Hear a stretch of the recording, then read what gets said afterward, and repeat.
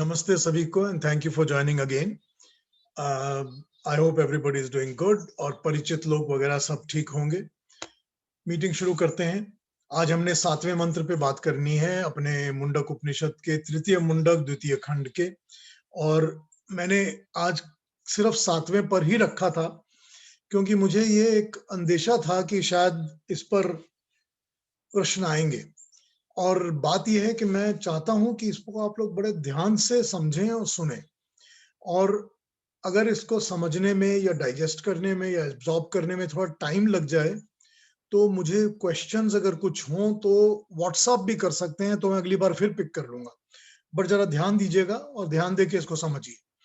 तो आइए पहले इसको मंत्र को पढ़ लेते हैं अपने स्क्रीन पर और उसके बाद इस पर चर्चा करेंगे।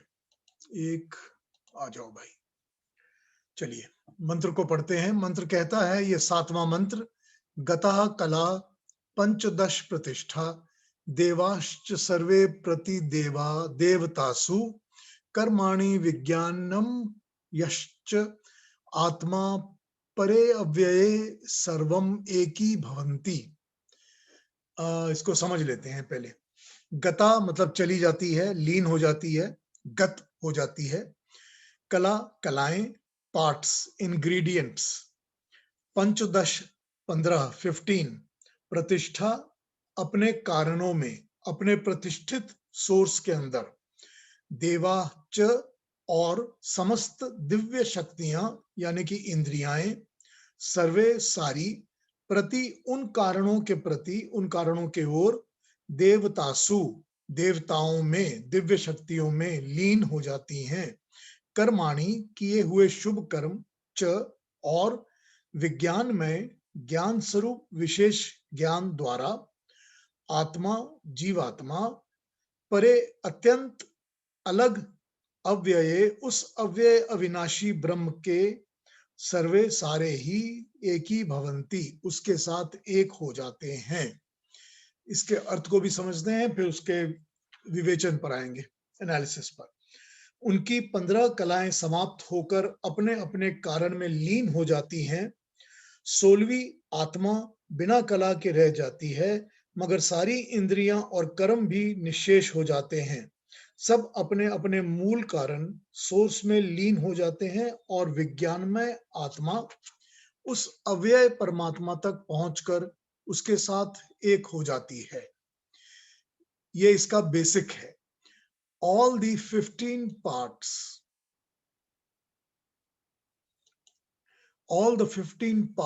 all senses go back to their elementary source, to their respective devas. Their deeds, their very self and knowledge all melt away to be merged in the higher imperishable. बहुत बहुत इंटरेस्टिंग मंत्र है, बहुत गूढ़ मतलब है इसके। बड़े ध्यान से सुनिएगा, बड़ा मजा आएगा। अब प्रश्न उठता है कि गीता तो वैसे ही उपनिषदों पर बेस्ड है, तो इसमें भगवान कृष्ण का फॉर्मूला बड़े अच्छे तरीके से समझाया गया है, बहुत अच्छे तरीके से। इसको समझिए तो पता चल जाएगा कि भगवान कृष्ण ये क्यों कहते थे कि मैं प्रकृति का दास नहीं हूं, मैं प्रकृति को कंट्रोल करता हूं। इसको समझेंगे तो वो समझ में आएगी बात। ये मंत्र जो है गीता में तो है ही इसका रेफरेंस, ये प्रश्न उपनिषद में भी है और छांदोग्य उपनिषद में भी यही चीजें आई हुई हैं, एग्जैक्टली समझाई गई हैं। इसको समझते हैं पहले, फिर आगे बढ़ते हैं। पिछले मंत्र में, इसके पहले वाले मंत्रों में कहा था कि वेदों के ज्ञान को जानकर, उनके निचोड़ को विज्ञान रूप में समझकर, उसका पालन करके सांसारिक वस्तुओं और आकर्षणों से संन्यास लेकर उस परम ब्रह्म के विज्ञान से युक्त होकर जुड़कर उस ज्ञान विज्ञान ब्रह्म पर सुनिश्चित होकर अंतःकरण को शुद्ध करके मृत्यु के पश्चात ये आत्माएं परम ब्रह्म को पाकर अमर हो जाती हैं, मोक्ष पा जाती हैं। ये पिछले मंत्र में हमने सुना था। अब इस मंत्र में ये बताया जा रहा है, ये इस चीज की फाइनलिटी ऑफ मोडस ऑपरेंडी बता रहा है। मोक्ष पाने की जो फाइनलिटी है मोडस ऑपरेंडी की, अभी अगले 2 मंत्रों में, 3 मंत्रों में यही बताया जाएगा। यहाँ 15 कलाएं बताई गई हैं। 15 कलाएं, कला क्या होती है? कला होती है अलग अलग इंग्रेडिएंट्स या अलग अलग पार्ट्स। जैसे चंद्र की कलाएं कहते हैं तो उसको कहते हैं 15 कलाएं चांद की होती है, 15 डिफरेंट साइजेस एंड शेप्स, और जैसे वो दिखता है चांद। तो 15 कलाएं होती हैं जो उसके पार्ट्स हैं या उसके इंग्रेडिएंट्स हैं। कहा जाता है कि पुरुष में, मनुष्य में, जीवात्मा में और परमात्मा में और प्रकृति में, सभी में 16-16 कलाएं हैं। तो हम सबको कहा जाता है कि जीवात्मा की षोडश कलाएं, 16 कलाएं, उसी तरह परमात्मा की षोडश कलाएं, ये कहा जाता है। तो यहाँ ये कहा गया है कि 15 कलाएं, पहले 15 कलाओं की कलाएं हैं उसकी बात की गई है, उसको जरा समझ लेते हैं। कुछ अलग अलग विचार हैं इस पर, उन पर सब पे बात कर लेंगे। तो 15 कलाएं हो गई, 5 ज्ञान इंद्रियां, 5 कर्म इंद्रियां और 5 प्राण। ठीक है, 5 ज्ञान इंद्रियां, सेंसरी ऑर्गन्स जो 5 होते हैं हमारे, 5 कर्म इंद्रियां जो काम करने वाली एग्जीक्यूटिव ऑर्गन्स होती हैं 5, और 5 प्राण, प्राण 5 जो सारे शरीर में काम करते हैं और सारे शरीर को काम करने की क्षमता प्रोवाइड करते हैं, वो हो गए 5 प्राण। अब ये 5 5 5 ये हो गए 15। ठीक है, ये 5 प्राण, 5 ज्ञानेंद्रियां, 5 कर्म इंद्रियां, जब ये सब अपने कारण में लीन हो जाती हैं, अपने कारण में, अपने सोर्स में, जिस कारण से ये बनती हैं, अपना ओरिजिनल सोर्स, उसमें जब ये लीन हो जाती हैं, वापस समा जाती हैं, तो 16th कला जो होती है आत्मा, वो उस अव्यय परमात्मा तक पहुंच जाती है। यहाँ पर परमात्मा के साथ अव्यय यूज किया है, अव्यय जिसका खर्च नहीं होता, जो कभी घटता नहीं है, बढ़ता नहीं है। यानी जिस तरह हमारी कलाएं समाप्त हो सकती हैं, परमात्मा की कोई कलाएं समाप्त नहीं होती, ना वो घटती हैं, ना बढ़ती हैं, ना वो किसी में जाके विलीन हो जाती है। सो ये यहाँ पर बताया गया है, ये एक मोक्ष प्राप्त करने की प्री कंडीशन है, मोक्ष प्राप्ति की ये प्री कंडीशन है। ये सब कुछ छूट जाएगा तभी आत्मा परमात्मा के पा सकेगी। यही श्री कृष्ण ने प्रकृति को पक्की पकड़ से छूट जाने के लिए कहा है कि प्रकृति का मैं दास नहीं हूं, बल्कि प्रकृति अपना, मैं अपना प्रकृति पर नियंत्रण जमा के रखता हूं। इस कॉन्सेप्ट को और प्रिंसिपल को या इस सिद्धांत को समझते हैं, फिर 15 कलाओं पे अलग अलग विचार करके उसको भी डील करेंगे। जरा सा डीप थॉट है, जरा सा थॉट इन्वॉल्व करेगा ये, तो सब्र और धैर्य से इसको समझिए, समझ में आ जाएगा। आत्मा की इस प्रकृति से काम लेने के लिए, आत्मा सारे काम प्रकृति से ही लेती है। प्राकृतिक वस्तुओं की आवश्यकता आत्मा को हमेशा रहती है। किसी भी चीज को देखने के लिए पहले एक आंख की जरूरत है, दूसरी, आंखों को देखने के लिए आंखों को शक्ति चाहिए, देखने की शक्ति चाहिए। तीसरी, जो देख लिया उस वस्तु को एनालाइज करने के लिए एनालिटिकल बुद्धि चाहिए। तीसरी, चौथी, उस एनालिसिस के ऊपर बेस करके कौन सा निर्णय लेना है, निश्चय करना है व्यवहार करने के लिए, डिसीजिव पावर जो होता है उसके लिए मन चाहिए। पांचवा, इस इंफॉर्मेशन को फ्यूचर रेफरेंस के लिए स्टोर हाउस करने के लिए एक चित्त की जरूरत होती है। उसके बाद जो जो इस पर निश्चय होगा उसको निभाने के लिए उसके उपकरण, सारे टूल्स चाहिए, हाथ चाहिए, पांव चाहिए, पेट चाहिए, जीभ चाहिए, जो भी मल्टीपल चीजें हमको चाहिए जो हमको करनी है। एक वस्तु हमने देखी थी, उसकी इन्वॉल्वमेंट में हमारे कितनी सारी कलाएं काम में लग जाती हैं, जो कि सारी की सारी प्रकृति से ली हुई हैं, सारी प्रकृति से ही हमको मिली हैं और प्रकृति से ही हमको उनको लेना है। ये सारी की सारी वस्तुएं, ये इन सारी वस्तुओं की शक्ति, सब कुछ हमको प्रकृति से बोरो करनी है ताकि हम प्रकृति से व्यवहार कर सकें। समझ आ रहा है ना ये बेसिक कॉन्सेप्ट, कि ये प्रकृति से ही हमको बोरो करनी है सारी की सारी चीजें। यदि मुझे जीना है इस संसार में, अगर if I want to live, तो मुझे पहले अपने माँ के गर्भ में जाना ही पड़ेगा। वही माँ के शरीर में मुझको अन्न भी मिलेगा, रक्त भी मिलेगा, उसी माँ के मांस से मुझको मांस मिलेगा, उसी से हड्डी मिलेगी, वही मेरा सब कुछ निर्माण बनना शुरू हो जाएगा। माँ भी तो ये सब कुछ प्रकृति से ही ले रही है, प्रकृति के अन्न से ही प्राप्त कर रही है। माँ भी अपना शरीर अन्न से बनाती है और उसी से मेरा भी शरीर बनना शुरू हो जाएगा माँ के गर्भ में ही। फिर माँ के ही पेट में मेरी एक्टिविटीज भी शुरू हो जाएंगी, मेरी हृदय की धड़कन भी शुरू हो जाएगी, मेरे हाथ पांव की मूवमेंट भी शुरू हो जाएगी उसी निर्माण गर्भ के अंदर ही अंदर। और जैसे ही मैं बाहर आऊंगा, मुझे जीने के लिए, प्राण लेने के लिए, सांस खींचने के लिए नाक और नाक के अंदर के सांस खींचने की शक्ति की जरूरत पड़ेगी। यहां से मेरी इंडिपेंडेंट इंडिविजुअल डिपेंडेंसी शुरू हो जाएगी प्रकृति के ऊपर, और सारा जीवन मुझे अपनी प्रकृति पर डिपेंड करके वेरियस चीजें प्रकृति से बोरो करके लेनी पड़ेंगी और इसी से मेरा कार्य चलेगा। तो ये है प्रकृति से बोरोड शक्तियां, और उन शक्तियों के उपकरण या टूल्स या उनके यूज पॉइंट्स सभी कुछ मुझे प्रकृति से लेना है ताकि मैं प्रकृति में जी पाऊं और अपना सारा व्यवहार, सारा काम कर पाऊं।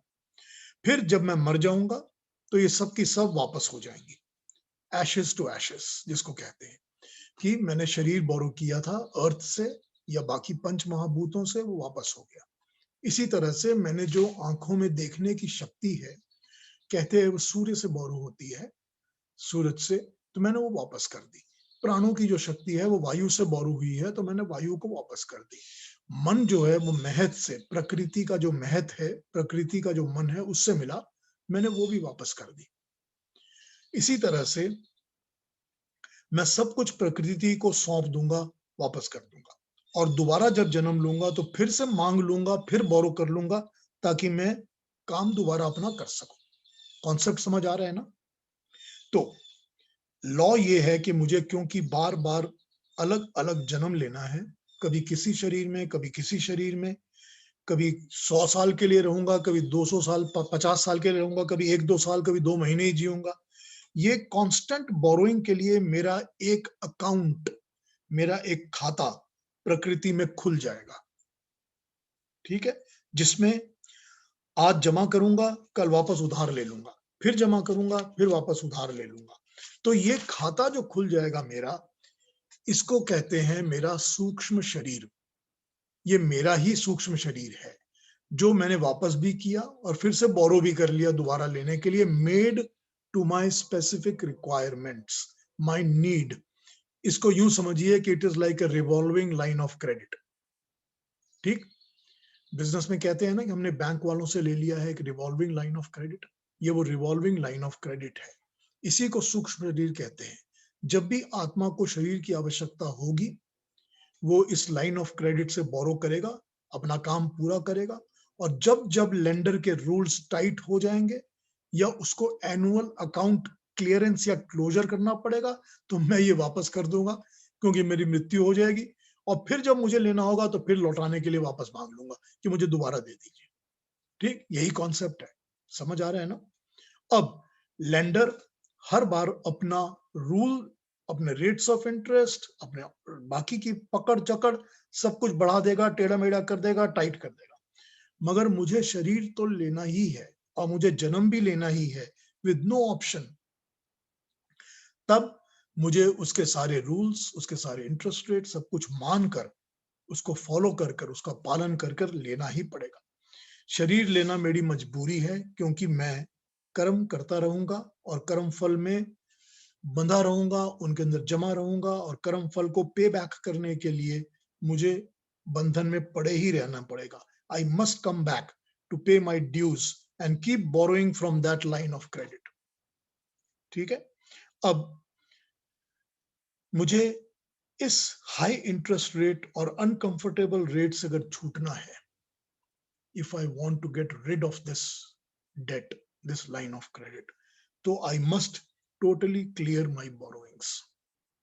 मुझे सब कुछ लौटाना पड़ेगा जो मैंने बोरो किया है, अकाउंट को क्लियर करना पड़ेगा और दोबारा बोरो ना करूं इसका इंतजाम करना पड़ेगा।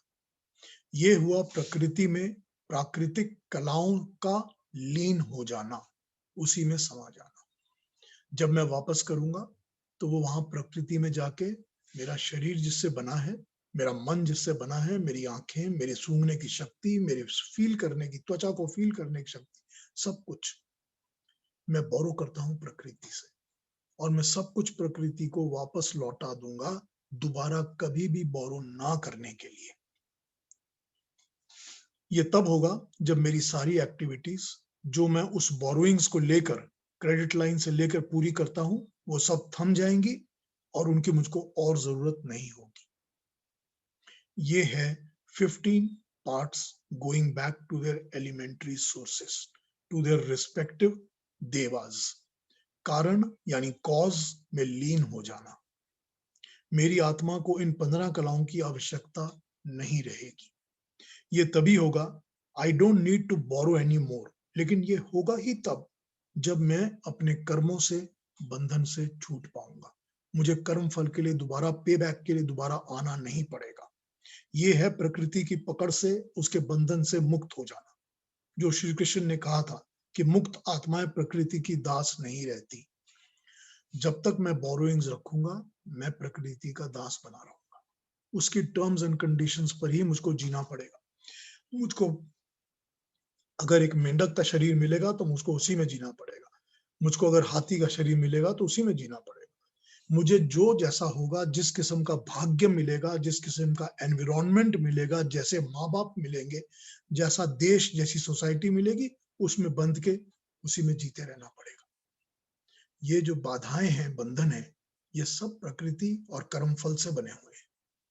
ये प्रकृति से बोरोइंग तभी खत्म होगी जब मेरे कर्म फल इनसे छूट जाएंगे और मुझे बोरो नहीं करना पड़ेगा। ये है प्रकृति की दासता और दासता का छूटना और प्रकृति पर अपना कंट्रोल लेना। अगर इतना समझ आ गया है तो आगे बढ़ते हैं। थोड़ा और कॉम्प्लेक्स और गूढ़ है आगे की बात, उसको और थोड़ा ध्यान से समझते हैं। 15 कलाओं पर मैं फिर थोड़ी देर के बाद आऊंगा लौटकर, उसके ऊपर कुछ और बात करेंगे, लेकिन बाकी के मंत्र को पहले समझ लेते हैं, उसके बाद 15 कलाओं पर मैं फिर से आ जाऊंगा। आगे बताया है कि इन आत्माओं की 15 कलाएं अपने मूल कारण के अंदर लीन हो जाती हैं, तो 16वीं जो आत्मा रह जाती है तब जब कर्म निशेष हो जाते हैं और विज्ञानमय होकर यह आत्मा अव्यय परमात्मा से मिल जाती है। यही बताया मंत्र में। तो 15 कलाओं में के कारण में, उनके अपने अपने कारण में लीन हो जाने से ये एक प्री कंडीशन है। पहली प्री कंडीशन की 15 कलाएं अपने अपने कारण में, कॉज में लीन हो गई, चली गई, समा गई। अब अगली 2 प्री कंडीशंस ये हैं कि कर्म का निशेष हो जाना। कोई कर्म का बैलेंस नहीं बचा, अवशेष नहीं बचा, कर्म का फलों का कोई बैलेंस नहीं बचा, सब अवशेष हो गया और आत्मा विज्ञानमय हो गई। ये विज्ञानमय पिछले मंत्र में समझाया था कि परमात्मा के ज्ञान का, वेदों के ज्ञान का निचोड़ निकालकर उसके ऊपर स्पेशलाइजेशन करके उसको साइंटिफिक तरीके से, विज्ञानमय तरीके से समझकर अपनी आत्मा में समा लेना। इसको समझते हैं एक बार फिर से। सारी की सारी जो बोरोइंग्स हैं, जो प्रकृति से मैंने बोरो की थी उस रिवॉल्विंग लाइन ऑफ क्रेडिट से, वो सारी कर्मों के लिए ही की थी। कि कर्म जो मैंने करने हैं, जो मन से करने हैं, कर्म वचन से करने हैं, शरीर से करने हैं।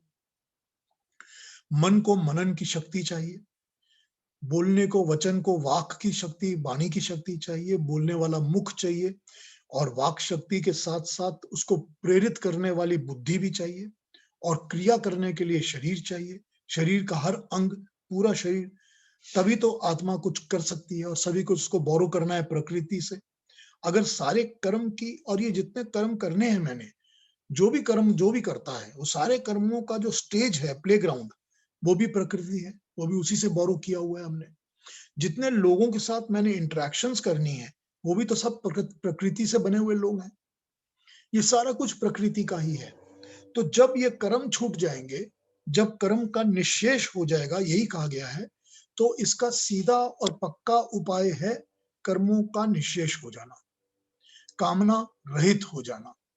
सारे के सारे कर्म इन कलाओं द्वारा ही करने हैं, और ये कलाएं सारी प्रकृति से मिलती हैं, और कर्म भी प्रकृति में ही करने हैं। तो मैं, मेरा, मुझे, अपना, अपने, सब कुछ छूट जाना। कर्म तो करते ही रहना है, बंद तो होंगे नहीं, बस इनको निष्काम बना देना है, एक के बाद एक। अब ये काम होगा कैसे? ये काम होगा आत्मा के ही नियंत्रण से। तभी पहले बता दिया कि सारी की सारी क्रियाएं जो हैं वो अपनी आत्मा के अंदर ही हैं। हमको अपनी आत्म क्रीड़ा करनी है, अपने आत्मा के अंदर ही सारे का सारा एक्सपेरिमेंट या सारा का सारा प्ले, सारा का सारा नियंत्रण सब आत्मा में करना है। आत्मा को इस स्वरूप तक लाना है कि आत्मा बाध्य करेगी सारे शरीर को कि तुमको निष्काम कर्म करना है। आत्मा जो है वो मन और बुद्धि और चित्त और अहंकार को कंट्रोल करेगी और कंट्रोल करके ये कहेगी कि तुमको ये काम निष्कामता से करना है, तुमको निष्काम कर्म करने हैं। जब तक आत्मा का कंट्रोल नहीं होगा तब तक अभिमान का कंट्रोल चलता रहेगा।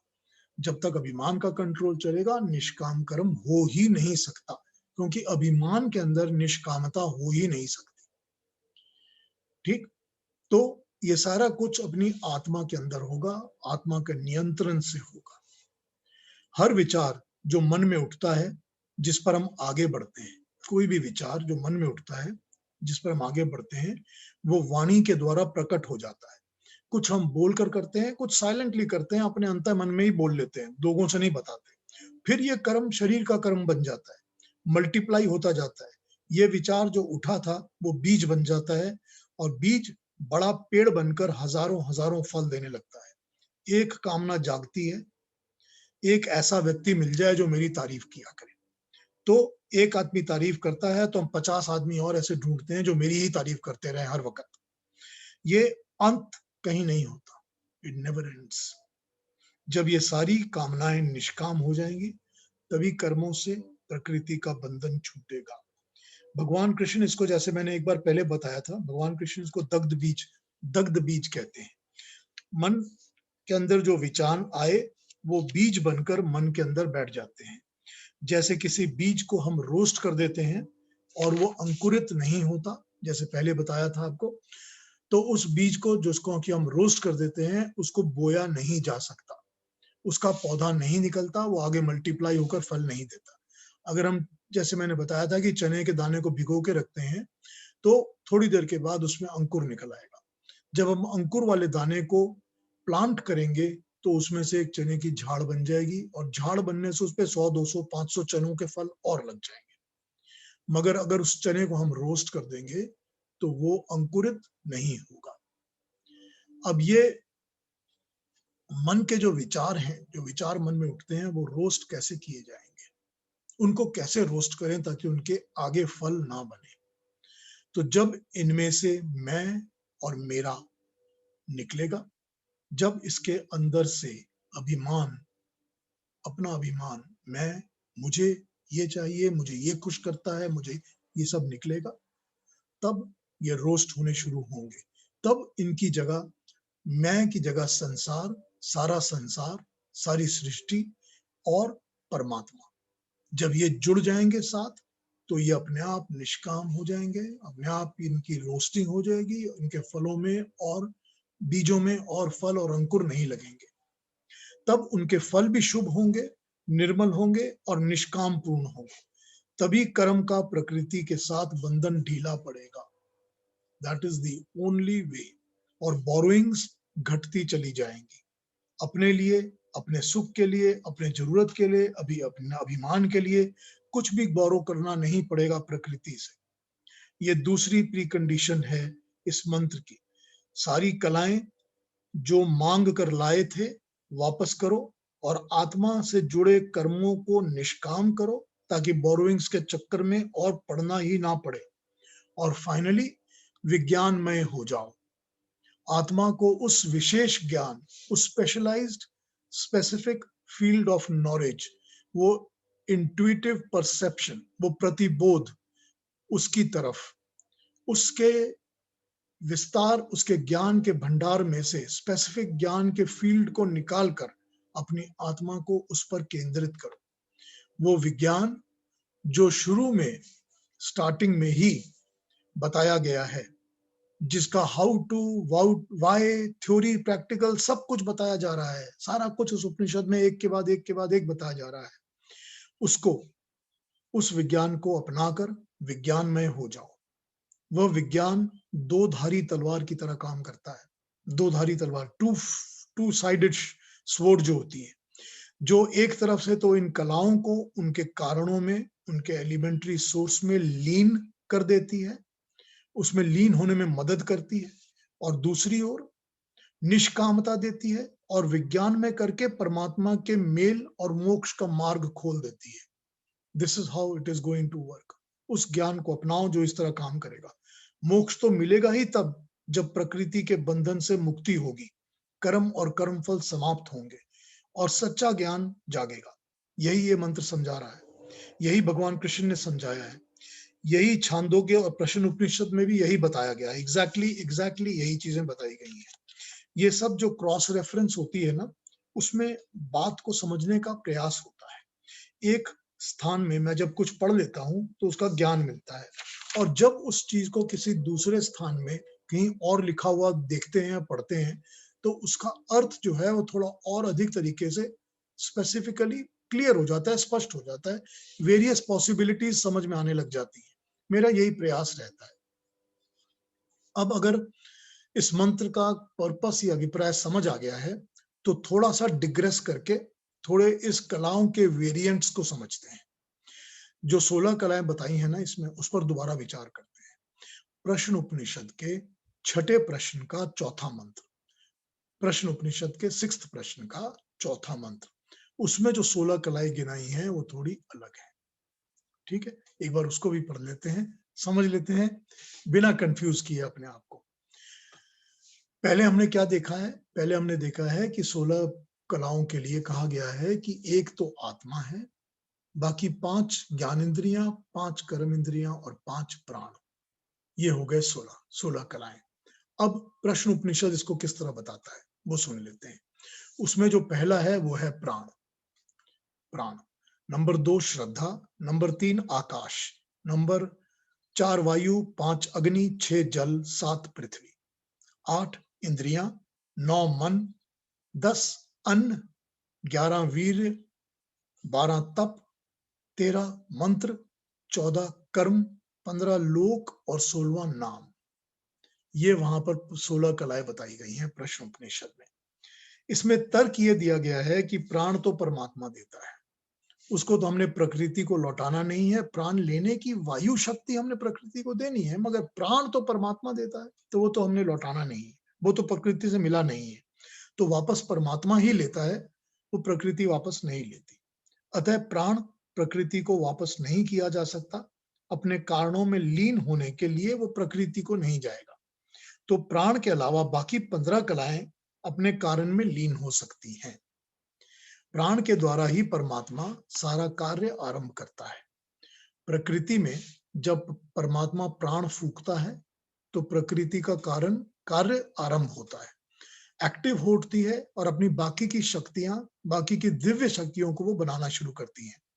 वैसे ही परमात्मा जब जीवात्मा में प्राण फूंकता है तभी बाकी की 15 कलाएं बननी शुरू होती हैं और एक्टिवेट होकर कार्य आरंभ कर देती हैं। तो पहली कला प्राण, उसके बाद श्रद्धा, सत्य के ऊपर आधारित ज्ञान, जिससे वो प्रकृति और परमात्मा के अंदर डिफरेंस को समझ सके, अपनी श्रद्धा परमात्मा से प्राप्त कर सके और परमात्मा द्वारा बनाए गए बेसिक्स का फॉलो कर सके, उन नियमों पे चल सके। ये हो गई श्रद्धा। ये जीवात्मा उस बुद्धि से करेगा जो उसको प्रकृति से प्राप्त होगी। ठीक है, नंबर 2। फिर 3, 4, 5, 6, 7 ये हो गए पंच महाभूत, आकाश, वायु, अग्नि, जल, पृथ्वी, जिनमें प्रकृति में से प्राणी शरीर के लिए सब कुछ लेता है, प्राणी अपना शरीर बनाता है, 5 बेसिक एलिमेंट्स, इन्हें ही इनके एलिमेंट्री सोर्स में वापस लौटा देना है। और इन 5 महाभूतों से जब शरीर बना और उसके अंदर प्राण आए तो 8वीं कला इंद्रियां, वो नंबर 8 में बताई है, सेंसरी ऑर्गन्स, इंद्रियां। 9वां मन, इन सेंसरी ऑर्गन्स को कार्य करने के लिए, कार्य नियंत्रण करने के लिए 9वां जो है सोर्स वो मन है। जैसे प्रकृति में महत होता है, महान होता है, वो बनता है तो प्रकृति का मन बन जाता है और प्रकृति का काम शुरू होता है। वैसे ही प्राणी के शरीर में मन बनता है जो प्रकृति से लेकर आत्मा अपने अंतःकरण से जोड़ लेती है ताकि अपना काम कर सके। अपना स्वरूप बना सके और अपनी इच्छाओं को पूरा कर सके। कामना, का म ना, मन की वो एक्टिविटीज जो कि वो पृथ्वी से, प्रकृति से, का पृथ्वी या प्रकृति, सृष्टि, इससे जुड़कर वो करता है, वो कामना हो जाती है। तो ये प्रकृति से ही मिली हुई है, ये पूरा सूक्ष्म शरीर बनता ही इससे है। तो इसीलिए इसी मन से हमको समझ में आती है, जो कि रूप, रस, गंध, स्पर्श और शब्द होते हैं, ये मन के होने से ही समझ में आते हैं, तभी इससे सूक्ष्म शरीर बनता है। वो जो हमको दिखता है कोई रूप किसी का और समझ आता है कि ये रूप है, वो भी इसी से होता है। जो रस है वो भी इसी से समझ आता है, गंध, शब्द और स्पर्श सभी कुछ इससे समझ आता है। 10th इसमें लिस्ट किया गया है अन्न। ये तो सारा प्रकृति से ही मिलता है। हर वो पदार्थ, हर एक वो वस्तु या कारण या वो कॉज जो हमको कर्म करने में लगाए, जो हमको कर्म करने की शक्ति दे और कर्म करने का कारण दे और कर्मों का कर्म फल दिलवाए, वो सब कुछ अन्न है। प्राणी का जीवन का हेतु अन्न से ही होता है।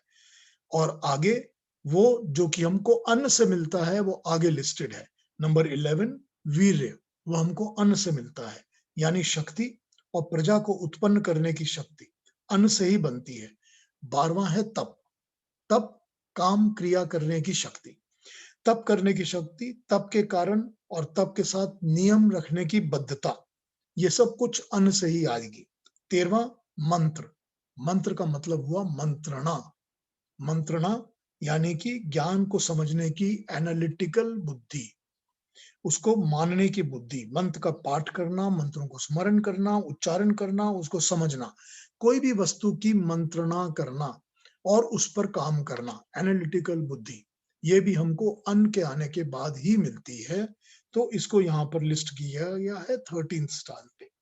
14th हो गया कर्म, यानी कि सारे कर्म, निष्काम कर्म, सकाम कर्म, सभी कुछ हमने जो करने हैं, जो क्रिया है शरीर की, वचन की, मन की, सब कर्म, सब शरीर में अन्न के आने के बाद ही आरंभ होते हैं। सब कुछ हम प्रकृति से लेते हैं, प्रकृति से मांग के लेते हैं, हम सब कर्म वैसे ही करते हैं। 15th आया लोक, लोक का मतलब हुआ सांसारिक समस्त लोक, भूलोक, अंतरिक्ष लोक, द्यूलोक, नक्षत्र लोक, सब प्रकृति से बने हुए लोक। और प्राणी के लिए प्राणी की योनि, कौन सी योनि, कौन से शरीर में जन्म मिल रहा है, कैसा शरीर है, कैसा वातावरण, कैसा समाज, कैसी स्थिति, ये सब कुछ लोक में आ गई है।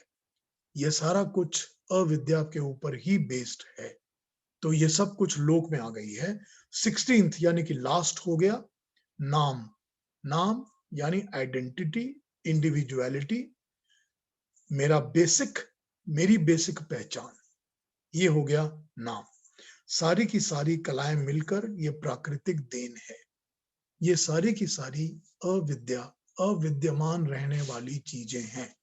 यहाँ पर यह कहा गया कि विद्यमान रहने वाला तो केवल प्राण होता है, क्योंकि वो प्राण हमेशा पृथ्वी में, हमेशा भूमि में इधर उधर रहता ही है।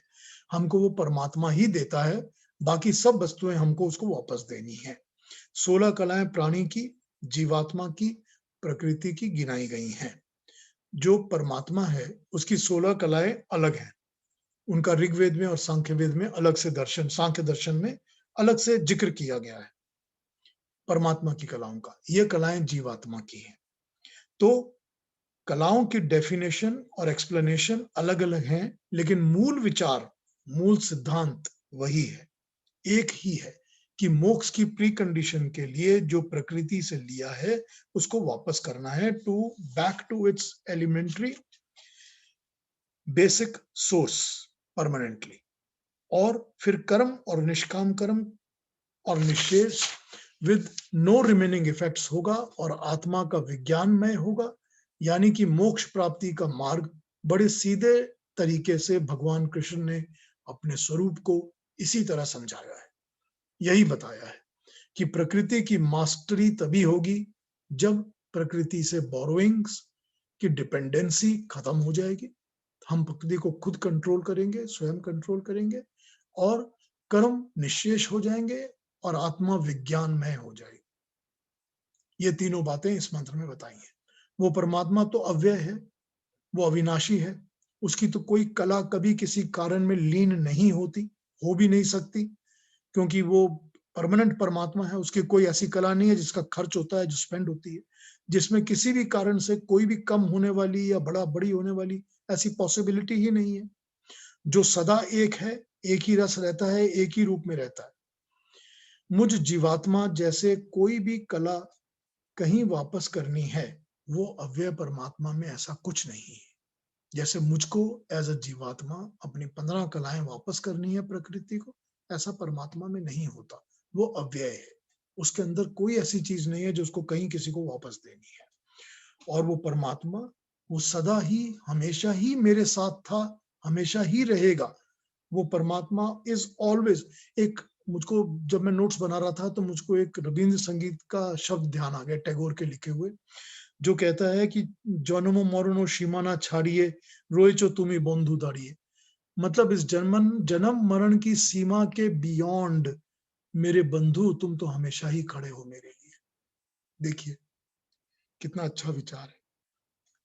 यही बात है, सच्चा मित्र तो वही है, सच्चा बंधु वही है जो हमेशा हमेशा हमारे लिए खड़ा है, हमेशा ही मेरे लिए है। ये भरोसा है, ये आस्था है। वो तो है ही सच्चा बंधु, वो तो हमेशा ही हमारे लिए तैयार है। ये भी उस विज्ञान से ही अपनी आत्मा में समाएगा। ये भरोसा, ये आस्था, ये श्रद्धा भी उस विज्ञान से ही मिलेगी हमको अपने आत्मा के अंदर, कि वो है और हमेशा है। वैसे ही इन प्रश्न उपनिषदों में जो 16 कलाओं की एक्सप्लेनेशन है, वो ये कहती है कि जीवात्मा बेसिकली भोगता है, भोगने वाला है, वो भोगता है, वो भोग करता है हर चीज का। तभी सबसे पहले प्राण दिए हैं, क्योंकि प्राण, सभी भोग प्राण प्राप्त होने के बाद ही आरंभ होते हैं, उसके बाद ही सब कुछ भोगा जा सकता है। और फिर जैसे परमात्मा के लिए आता है कि परमात्मा ने तप किया और परमात्मा ने उग्र काम किया और उससे उसने पृथ्वी प्रकृति को बनाया, प्रकृति का निर्माण किया। मंत्रों में इसी तप को कहा गया है, ऋतम च सत्यम चा बीदा तपसो अधजायत। यही बताया है कि सब कुछ तप से ही उत्पन्न होता है, पॉसिबल होता है। यहाँ तप से ऋत और सत्य के ऊपर आधारित। तो जब प्राण मिले, तो प्राण मिलने के बाद जीवात्मा सत्य और ऋत के ऊपर आधारित नियमों को फॉलो करके तप करता है, तो ये उसकी श्रद्धा होती है। श्रद्धा से वो जब तप करता है तो परमात्मा के बनाए सत्य के नियमों पर, ऋतों के अनुरूप वो अपने वांछित फल पाता है, अपने अनुरूप उनको धारण करके। ये प्राण श्रद्धा तप के बाद पंच महाभूतों यानी कि 5 बेसिक एलिमेंट्स, और इन 5 महाभूतों से 5 इंद्रियों की उत्पत्ति, और इन इंद्रियों के कार्यों में लग जाने वाला या इनको कार्य में लगाने वाला मन, और इनको कार्य की शक्ति देने वाला अन्न, और अन्न का फाइनल निचोड़ शरीर में वीर्य और बाकी शारीरिक कार्य करने की शक्ति, मानसिक कार्य करने की मंत्रणाएं, और इन सबको कर्ता के नाम और रूप देने वाला इंडिविजुअल ह्यूमन बीइंग। ये इस 16 कलाओं का प्रश्न उपनिषद का रूपांतर है, इनको पेश करने का। रूप, लोक, कैटेगरी, पहचान, ये सब प्राण से मिलते हैं। प्राण को मिलने से ही ये आगे का बाद में बाकी की बाकी कलाओं के साथ काम शुरू होता है। भोग करने के लिए साधन हर प्राणी प्रकृति से प्राप्त करता है और सब प्रकार के कर्मों में लग जाता है। तो ये जितने कर्म लगते हैं, करते हैं हम, वो प्रकृति से हम तभी जुड़ते हैं और तभी करते हैं जब हमको भोग करना होता है, और प्राण मिलने पर ही सारे के सारे भोग शुरू होते हैं। भोग शुरू करने के लिए हम परमात्मा के बनाए नियम पर पहले चलते हैं। कौन से नियम पे चलते हैं? हर एक नियम पे हम चलते हैं कि खाना खाएंगे तो शक्ति मिलेगी, ये परमात्मा का बनाया नियम है। कि अन्न खाएंगे तो शक्ति मिलेगी, शरीर मिलेगा, शरीर के अंदर सस्टेनेंस होगी, ये सारे उसके बनाए नियम। तो जैसा ईश उपनिषद के प्रथम मंत्र में हमने पढ़ा था, जब हमने उसके ऊपर बात की थी, मागृदा कस्य स्विधनम, ये सारा धन, ये सारा किसका है? ये सारा तो मुझे सिर्फ व्यवहार करने के लिए दिया गया है। It does not belong to me permanently. ये मुझे दिया ही इसीलिए गया है कि मैं इनका व्यवहार करूं और वापस दूं और चला जाऊं। मैं इसका फाइनल मालिक नहीं हूं।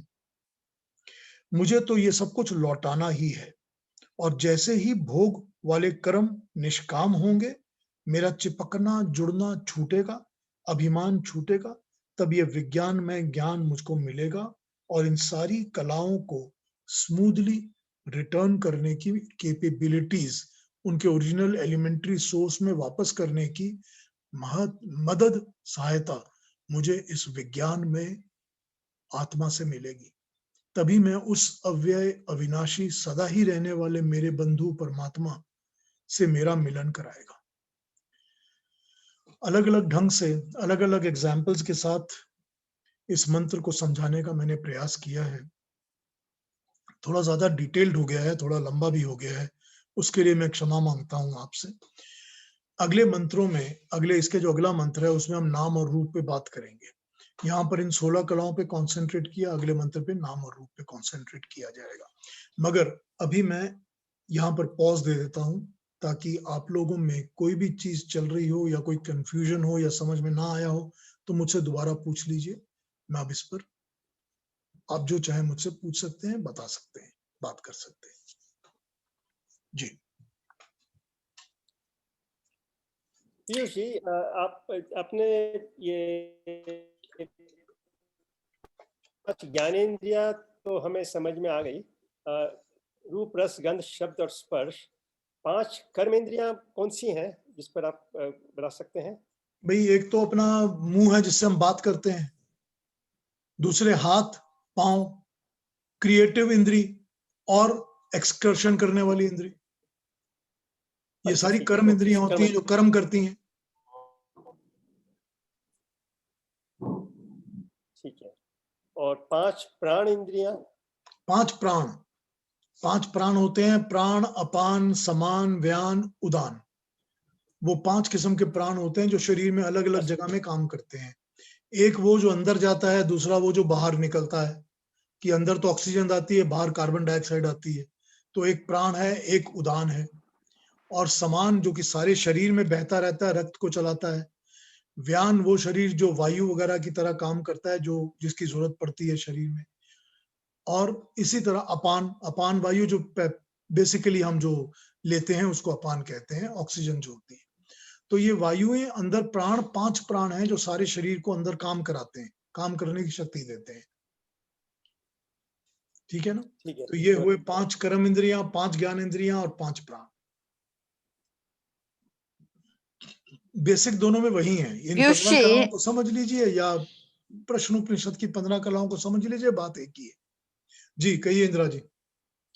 आपने श्रद्धा के बारे में कहा, श्रद्धा का जो आपने डेफिनेशन दिया वो तो अच्छा है, पर श्रद्धा कहीं गलत जगह पे बैठ जाए तो? नहीं, वो श्रद्धा जो है गलत जगह में बैठने में उसको टाइम लगता है। जब आदमी, मनुष्य जन्म लेता है, जब बच्चा जन्म लेता है तो उसकी श्रद्धा ठीक जगह पे ही होती है। उसको ये पता होता है कि परमात्मा के जो बनाए हुए प्रकृति के नियम जो हैं, रित जो हैं, उनको फॉलो करके वो चलता फिरता है, खाना खाता है। बेसिक उसकी जितनी एक्टिविटीज हैं वो उन नियमों पर ही चलती हैं जो भगवान ने बनाए हैं। तो उसकी बेसिक पहली श्रद्धा उन्हीं नियमों पर ही होती है कि मैं अगर खड़ा होऊंगा तो मैं खड़ा हो सकूंगा।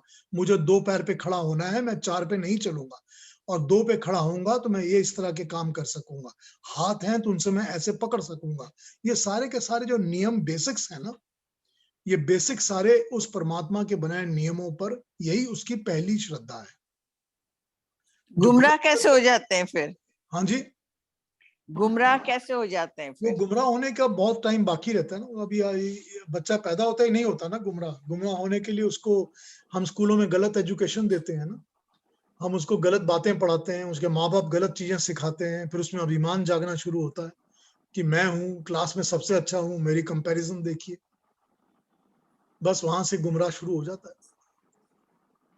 तो socialisation process is very important.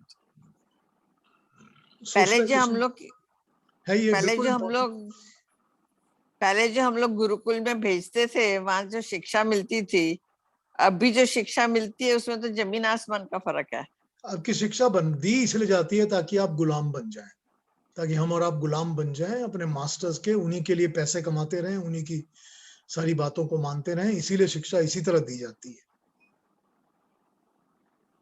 तो बड़ा सिंपल तरीका है कि जब ये समझ में आ जाए तो अपनी शिक्षा जो मिली है वो तो मिली है, उसको रखिए और उसको समझिए और दूसरी शिक्षा की तरफ, दूसरे ज्ञान की तरफ हाथ बढ़ाइए और अपने आप को, अपने ज्ञान को एक्सपैंड करिए। ये बहुत तभी बड़ा अच्छा आपने किया, तभी बहुत ही बाकी अच्छे बातें समझाया। हाँ, तभी बाकी बातें समझ में आएंगी कि वहां पर क्या पर्पस था। वो पर्पस मैंने इतने साल पूरा किया, अब मैं अपने दूसरे पर्पस का ज्ञान नहीं ले रहा हूँ।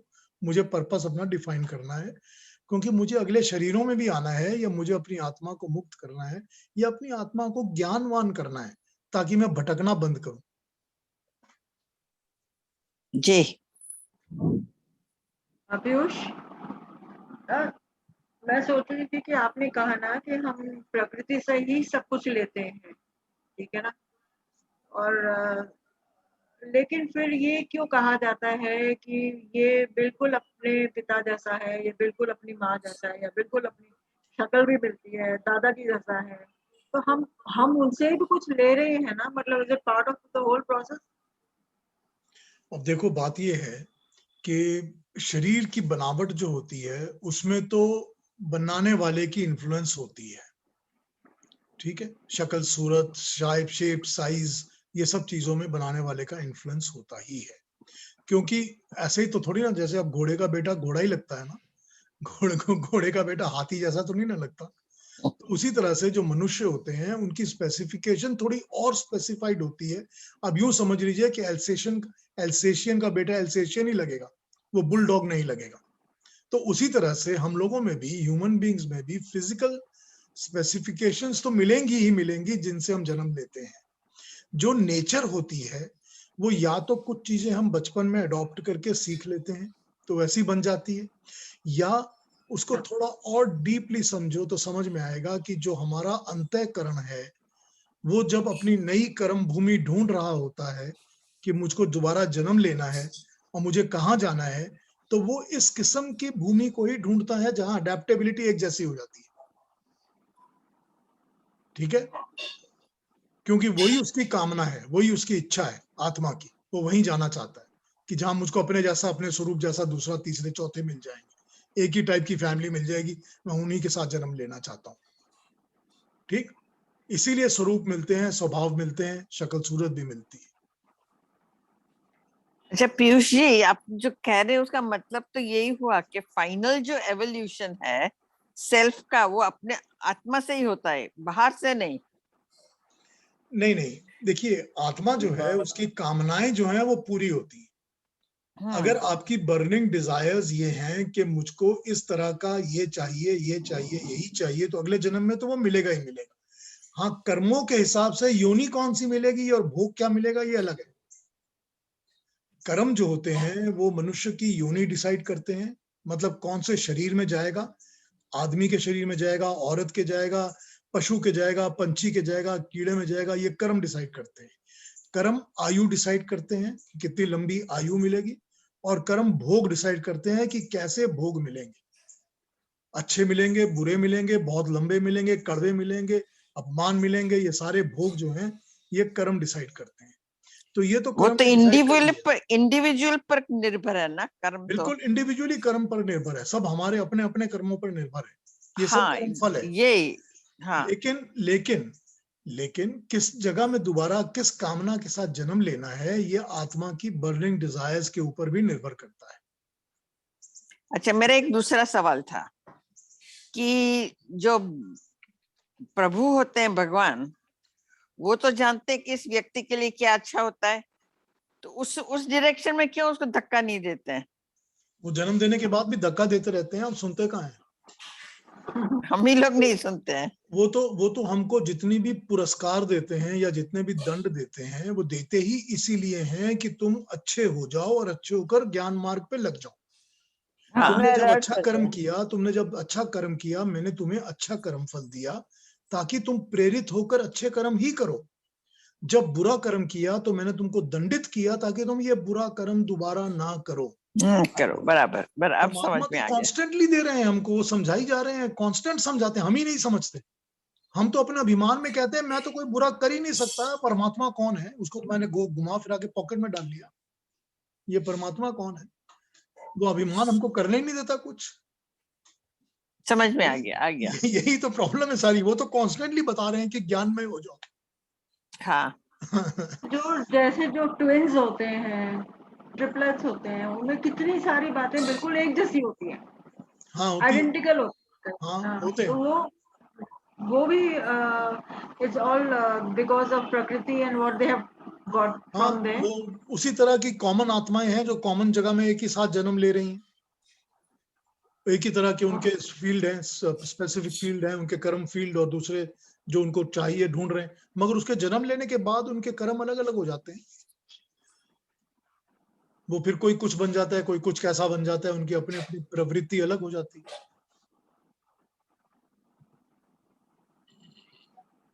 ठीक है ना? कई बार वो एक जैसे ही रहते हैं, काम भी एक जैसा करते हैं। हाँ होता है ऐसा। तो इन पर और कोई कभी कोई डाउट्स हैं 15 कलाओं पर, और 15 कलाओं को प्रकृति को वापस करने पर, और तब प्रकृति की दासता छूटती है, प्रकृति का स्वामित्व होता है, जो भगवान कृष्ण समझाते हैं। फिर निष्काम कर्म और विज्ञानमय आत्मा, ये तीनों चीजें पर भगवान कृष्ण बड़ी क्लियरली अपने मैसेज में समझाते हैं। इस पे कोई डाउट्स है समझने के लिए? विज्ञानमय आत्मा जरा फिर से समझाइए।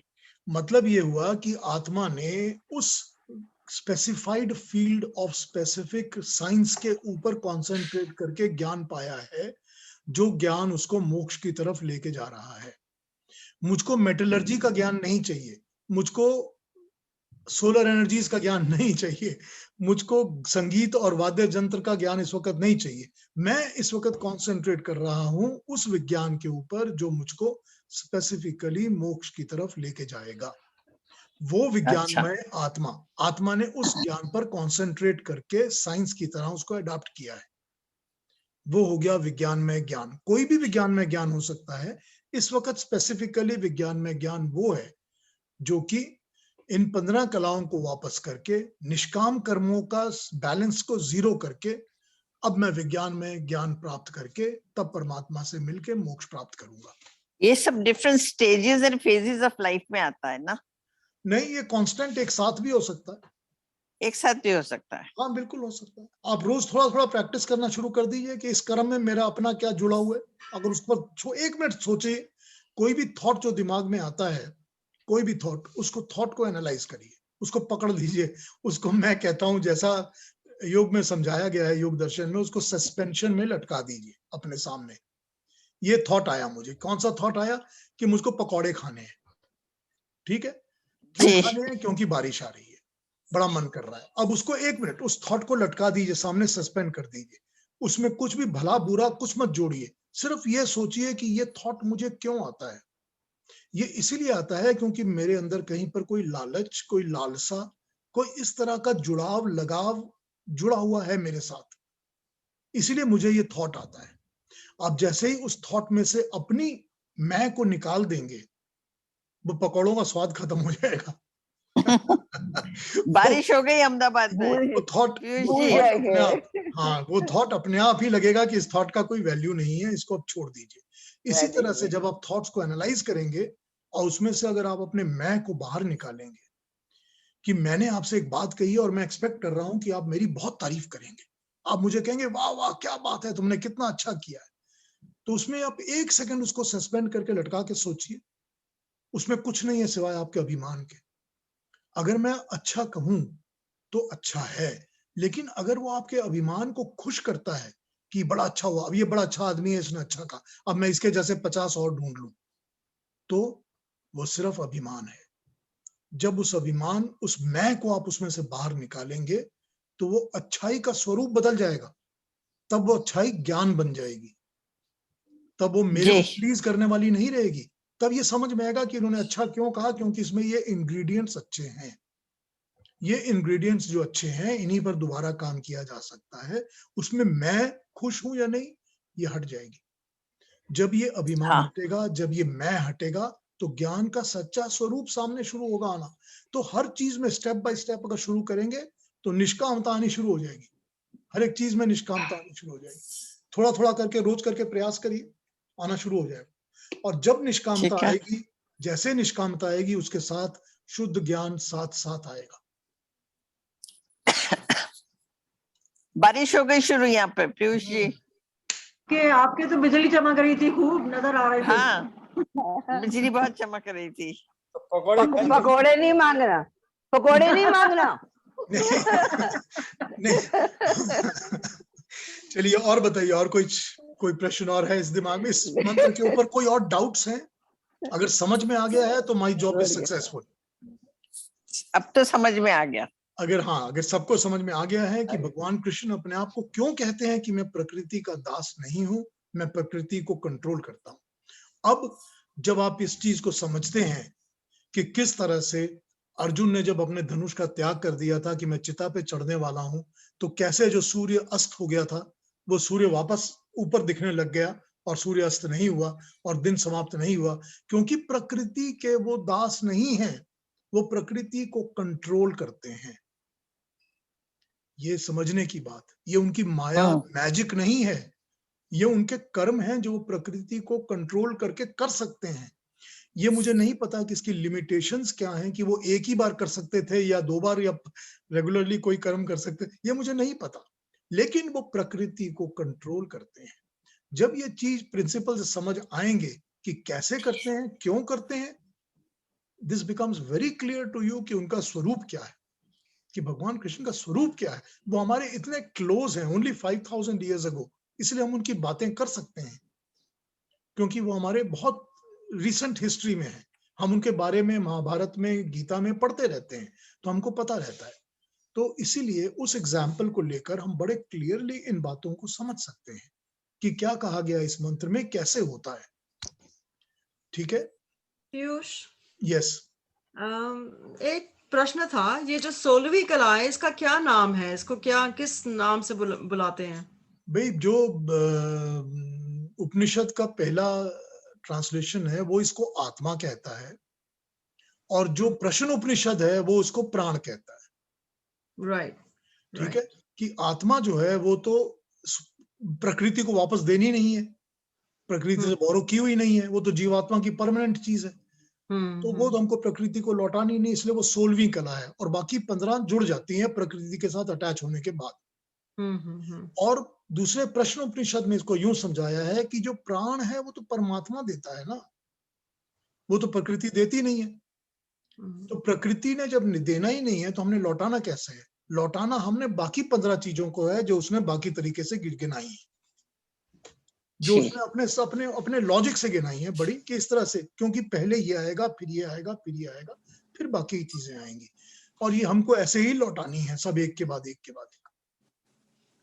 और एक और प्रश्न है पीयूष, की जो अनपढ़ हैं, जो जैसे कोई किसान है जो कि अनपढ़ है, जैसे समझ लो जिसने ज्यादा पढ़ा लिखा नहीं है कोई, लेकिन अपना काम बड़ी अच्छी तरह से कर रहा है, अपने परिवार को पाल रहा है और सारे अपने धर्म का पालन कर रहा है वो, और सबकी सेवा कर रहा है, तो इसमें तो कोई उसका अभिमान रहा ही नहीं। आई मीन वो तो सीधा एक डायरेक्ट रूट है ईश्वर को प्राप्त करने का। बिल्कुल ठीक बात है, क्योंकि ये जरूरी नहीं है कि ज्ञान जो है वो सिर्फ पढ़े लिखे या जिसको हम पढ़ा लिखा कहते हैं उसी को मिले। ज्ञान परमात्मा को, सब परमात्मा द्वारा सबको मिलता है। तो वो मनुष्य जो कि सारा दिन, अब तुम किसान की बात कर रही हो, क्योंकि वो सारा दिन नेचर के साथ लगा हुआ है, तो नेचर और परमात्मा उसको अपनी तरफ से हर किस्म का ज्ञान प्रोवाइड करा देते हैं एक्सपीरियंस के थ्रू। एंड दे आर एक्सपर्ट्स अपने फील्ड में, वो भी एक्सपर्ट है, उनको सब पता है। हाँ बिल्कुल है, बिल्कुल है, और वो हमसे तुमसे ज्यादा निष्काम कर्म कर रहे हैं। एग्जैक्टली। तो ये ज्ञान की कोई परिभाषा ये नहीं होती कि अंग्रेजी आनी चाहिए या फ्रेंच आनी चाहिए या संस्कृत आनी चाहिए, ऐसा कुछ नहीं है। ज्ञान है और वो परमात्मा देता है और सबको बांटता है इक्वली। ज्ञान का अर्थ, असली अर्थ तो ये है कि अपने स्वभाव को पहचानो, संसार के स्वभाव को पहचानो और परमात्मा के स्वभाव को पहचानो। हाँ बस वही बात है ना यही हो गया ना विद्या और अविद्या, कि विद्या पढ़ो और अविद्या के साथ डील करके विद्या पर पहुंचो, ज्ञान और ज्ञान दोनों को समझो, यही हो गई ना। ठीक है, आज का मंत्र समझ में आ गया है? बहुत बढ़िया, बहुत बढ़िया, बहुत अच्छा, ठीक है, वेरी गुड, वेरी नाइस। तो अब अगले अगले मंत्र को, जिसमें नाम और रूप के ऊपर बात की है, 15 कलाओं पे नहीं, अगली बात नेक्स्ट स्टेप नाम और रूप, उस पर बात करेंगे अब अगले सैटरडे। वो भी बड़ा इंटरेस्टिंग है, बड़ा मजा आएगा इसी तरह सुनने का। तो अगले सैटरडे तक thank you everybody, thank you for joining me. नमस्ते। और नमस्ते, फिर हम थैंक मिलते हैं यू, next Saturday। नमस्ते। वीकेंड सफल हो जाता है, नेक्स्ट वीक के लिए तैयार हो जाता है। बढ़िया हो जाता है। Thank you. बहुत अच्छी दिशा मिल जाती है, पता है। हाँ, ये फिर हाँ। चलता रहता है सोचने का। हम्म। Thank you.